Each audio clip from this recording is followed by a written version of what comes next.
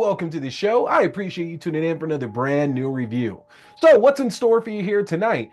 Folks, over the years, we have gotten an increasingly larger amount of films based around folks who go and open up a haunted house where they certainly should not be doing that. And tonight's tale is going to keep those stories going on. Tonight in movie reviews, folks, we were talking Teddy Told Me To.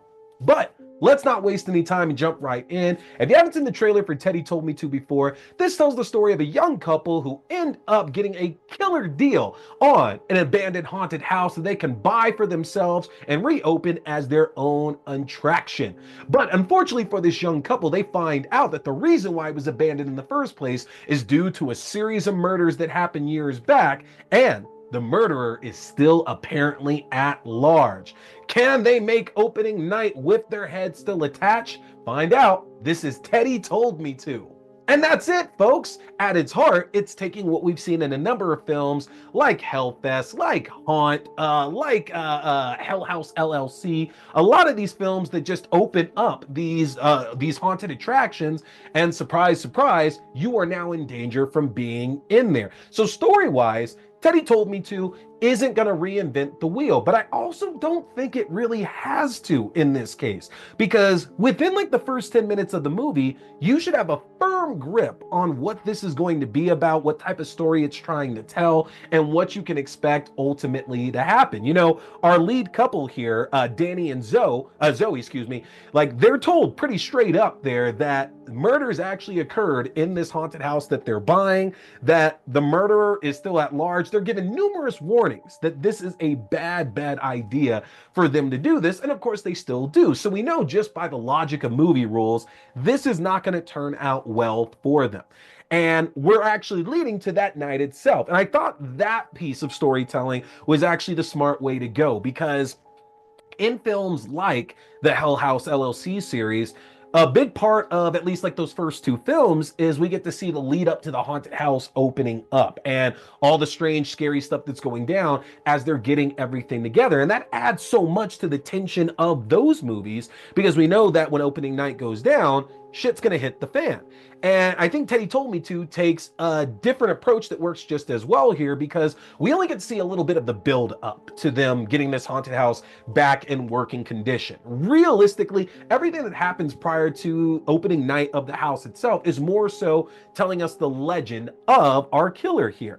And quite honestly, I think that's better spent, because this movie also has an apparent all-star cast of folks who like you would not really expect here. Felicia Rose is in here, Lisa Wilcox is in here, CJ Graham, Warrington Gillette, Papa Shango shows up in this. Like, there are a lot of big names here from the horror world and the wrestling world. Sin Bodhi, like there's so many people showing up in this film that it becomes one of those kind of all-star projects to where you know that every now and then we get one of these films on the indie scene to where like a lot of these horror legends actually see some value in it and they jump on board. And honestly, I think this was a good project for it, because there's a lot of homages to, you know, Friday the 13th, Nightmare on Elm Street, Texas Chainsaw Massacre, like name it, and it's likely in there. Puppet Master, we get a Mac and Me reference, which is amazing. And anything that gets a Mac and Me reference, automatically catching at least 3 stars from me here in this case.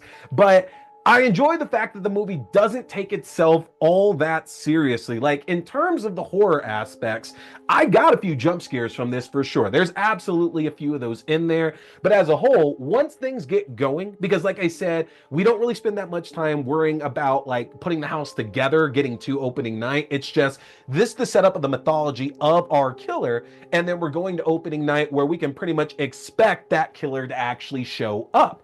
And quite honestly, I think that works so well because we spend an extended amount of time in that haunted house after it's opened up. And I think honestly that adds so much to it, because the other thing I was thinking about, and this is going to be a little bit of a spoiler to y'all, so if you don't want any spoilers at all, definitely tune out right now. But after we get a few of these kills throughout the film, you start to realize here that's how the movie's going to go. That this is pretty much an all or nothing kind of deal. Like, don't get attached to any favorites in this here. And even from the perspective of the crowd who is making their way through this haunted house as well, too, they're not even particularly safe going through that. And I really did enjoy that because in a lot of these other movies, I think that you get set up with the constrictions or restrictions of roles in horror films like this. And this person, because they're this, or they look like this, or they haven't done this, they're likely going to end up being safe. You know, if you're outside the haunted house, you're good to go, nothing at all to worry about. If you're an audience member who's just going through that, nothing to worry about. You didn't like upset a curse or anger a god or piss off the killer or anything like that. Like there, it seems like there's like those unofficial rules in a lot of these other films, and Teddy told me to just basically said, look, we're giving you the groundwork, we are just giving you the basis here. There's a killer, the haunted house is taking place on a property that this killer used to inhabit at this point. Anybody that's there is getting the axe. That's it, simple enough, and it works for me. And our killer, Teddy, played by Michael Shields, you know, the entire time I couldn't help shaking Too Many Cooks from Cartoon Network, because like Michael Shields is an imposing looking guy for sure. I was a big fan of The Mask, and the interactions that Teddy has with a number of the cast members of the haunted house were hilarious right before they get messed up extremely badly. But I couldn't shake Too Many Cooks in the best of ways. You know how the killer shows up halfway through that, like in all of the parodies that they're doing, and it just looks so deranged and evil and murderous, and like Teddy fit that perfectly. I love getting us a new killer who actually fits the mold and doesn't come off silly in the least bit.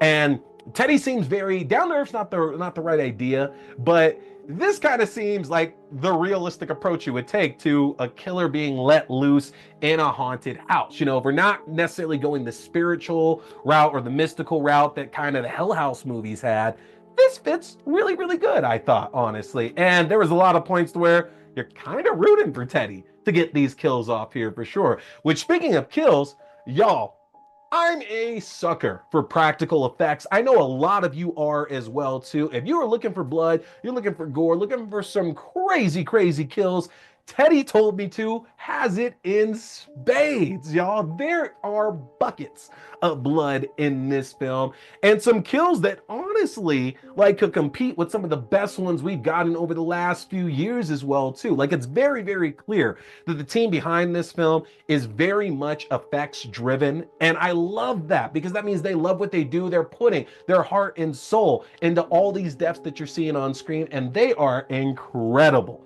Again, don't walk into this trying to take it too seriously, because you've seen the plot of this play out a number of times here before. And honestly, the way that I kind of look at it is this is like the fun way to actually show a haunted house movie. And to the point to where even the fact that it's on Tubi, I know that there is a stigma maybe with some films that end up going out on Tubi, but realistically, this is one of the better films that I've seen on Tubi, to be completely honest. This is one that I would have rented or purchased on like a streaming platform to begin with here. So the fact that y'all can check this one out for free right now on Tubi, stop wasting time, go and check it out. Might be a little bit better during the Halloween season when we're starting to go to all of our haunted houses, but it's still a ball of fun. You guys gotta go check this one out. Teddy told me to over on Tubi right now. But you also need to get subscribed to my link tree, as that is the best way to stay on top of all the content that I'm dropping for you guys. I'm gonna have some big news to talk to you about here in the next month. I can't say anything about it just yet, but very soon I'll be able to break that news here for you. But I don't want y'all to miss any of that. So get subscribed to me at linktr.ee/T-Scary-Movie.